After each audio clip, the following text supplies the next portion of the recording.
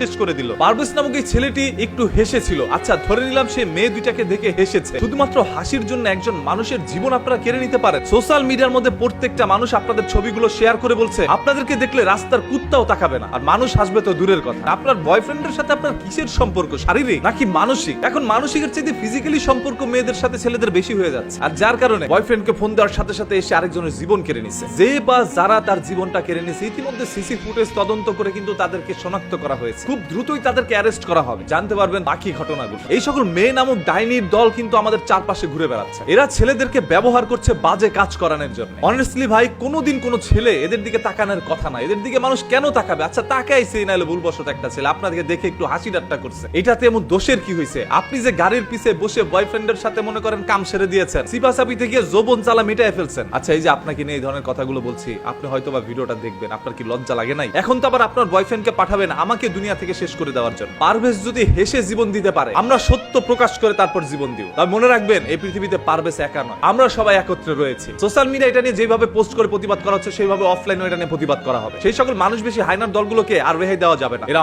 মানুষ হইতে পারে না। বিশ্ববিদ্যালয়ের মধ্যে পড়াশোনা করে বয়ফ্রেন্ড জ্বালায় গেছে ভাই। এই যে এদেরকে যারা বিয়ে করতে চাচ্ছেন, জামাইর আর কোনো কাজ নাই, সব কাজ ওই বয়ফ্রেন্ড করে দিচ্ছে। বাংলা ভাষা বুঝতে পারছেন? বয়ফ্রেন্ডকে ধরে রিমান্ডে নেন, কতবার কোন জায়গায় কিভাবে করছে সবকিছু বেরিয়ে আসবে। যদি বয়ফ্রেন্ডের সাথে ওই সকল আদান প্রদান সম্পর্ক নাই থাকতো, শুধুমাত্র একজন বান্ধবীর জন্য এসে একটা ছেলের জীবন নিয়ে নিত না। জীবন নেওয়া কতটা সস্তা হয়ে গেছে তাদের কাছে। অপরাধী যেই হোক না কেন, আমরা তার সাজা প্রকাশ্যে কঠিন থেকে কঠিন ভাবে চাই, যাতে করে বাংলার মাটিতে এরকম কোনো পারভেজের জীবন না যায়। আপনাদের প্রত্যেকের কাছে একটা বিনীত রিকোয়েস্ট ভাই, ভিডিওটা শেয়ার করে দেন। আপনার না বলতে পারা কথাগুলো আমি আমার কণ্ঠস্বরের মাধ্যমে সবার কাছে পৌঁছে দিলাম। অনেকে তো মনে মনে প্রতিবাদ করেন যে আমি যদি এখন প্রতিবাদ করতে যাই পারভেজের মতো করে, যদি তারা এসে আমার উপর ঝাঁপিয়ে পড়ে আমার জীবনটাও নিয়ে নেয়, আমি আমার জীবন নিয়ে পরোয়া করি। শুরু থেকে এই পর্যন্ত অন্যায়ের বিরুদ্ধে প্রতিবাদ করে আসছি, সত্য কথা বলে আসছি। সত্য বলতে গিয়ে যদি জীবন যায়, আমি সেটা গ্রহণ করে নিই। তারপরে বাংলার মাটিতে আর কোনো পারভেজের জীবন আমরা নিতে দিব না। কি একটি আশ্চর্য বিষয়, একটি ছেলে জাস্ট হেসেছিল, হাসার কারণে জীবন চলে গেল। এগুলো কি মানা যায়? আমি আল্লাহর সৃষ্টিকে বাজেভাবে দেখবো না, তবে এদেরকে বাজেভাবে দেখতে হবে। আল্লাহ তাআলা এদেরকে সৃষ্টি করেছে হাদিসের সাথে মিলে যাওয়ার জন্য। আজকেরা পুরো পৃথিবীতে দৃষ্টান্ত হয়ে থাকে যে তাদের দিকে তাকিয়ে হাসার কারণে